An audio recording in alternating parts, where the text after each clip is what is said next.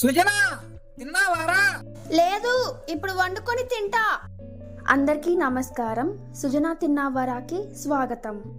ఈ పాటికి మీకు ఈ రెసిపీ ఏంటి అనేది అర్థమైపోయి ఉంటుంది కదండి. అదే అండి, గుత్తి వంకాయ వేపుడు. ఇక ఎలా తయారు చేసుకోవాలో చూసేద్దాం. ఇక్కడ నేను 1/2 కేజీ లేత వంకాయల్ని తీసుకున్నానండి. వంకాయలకి ఇలా సైడ్స్ తోడియము కట్ చేసేసుకోవాలండి. ఇక్కడ చూపిస్తున్న విధంగా ఇలా పొడవుగా 4 ముక్కలుగా కట్ చేసుకోవాలి. వంకాయల్ని ఇలా మీడియం సైజులా ఉండేలాగా చూసి తీసుకోండి. మరీ పెద్దవిగా ఉంటే సరిగ్గా మగ్గకుండా, మరీ చిన్నవిగా ఉంటే మగ్గి త్వరగా మాడిపోయే అవకాశాలు ఉంటాయి. ఇప్పుడు వంకాయల్ని వాటర్లో వేసుకుందాము. ఇప్పుడు ఒక చిన్న ప్లేట్లోకి 1/2 స్పూన్ పసుపు, అలాగే 1 స్పూన్ వెల్లుల్లి కారం, 1 స్పూన్ రాళ్ల ఉప్పును వేసుకొని ఈ మూడిటిని బాగా కలుపుకోవాలండి. మీరు తీసుకునే వంకాయల ప్రకారం ఉప్పు, పసుపు, కారంని అడ్జస్ట్ చేసుకోవాలండి. ఇక్కడ చూస్తున్నారు కదా, ఇలా పొడిని మొత్తం వంకాయల్లోకి కూర్చేసుకోవాలి.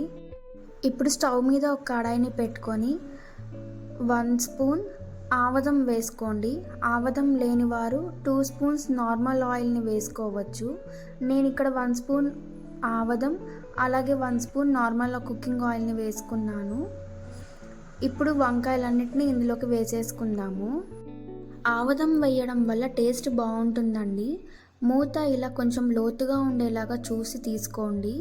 ఇక్కడ పైన ఇలా చూపిస్తున్న విధంగా కొంచెం వాటర్ని పోసుకోవాలి. అందువల్ల త్వరగా వంకాయలు అనేటివి మగ్గిపోతాయి. మధ్య మధ్యలో ఇలా ఒకవైపు నుంచి ఇంకొక వైపుకి వంకాయల్ని తిప్పుకుంటూ ఉండాలండి. మూత పైన వాటర్ అయిపోయినా కూడా వంకాయలు అనేటివి మగ్గేంత వరకు వాటర్ని పోసుకోవాలండి మూత పైన. వంకాయ చక్కగా మగ్గిపోయిందండి. మన గుత్తి వంకాయ వేపుడు రెడీ అయిపోయింది. మీరు ఈ రెసిపీని తప్పక ట్రై చేసి ఎలా కుదిరిందో నాకు కామెంట్ చేయండి. నచ్చితే లైక్ చేయండి, షేర్ చేయండి. సుజనా తిన్నావారా ఛానల్ని సబ్స్క్రైబ్ చేయండి. అలాగే ఇన్స్టాగ్రామ్ పేజ్ని కూడా ఫాలో చేయండి. Thank you.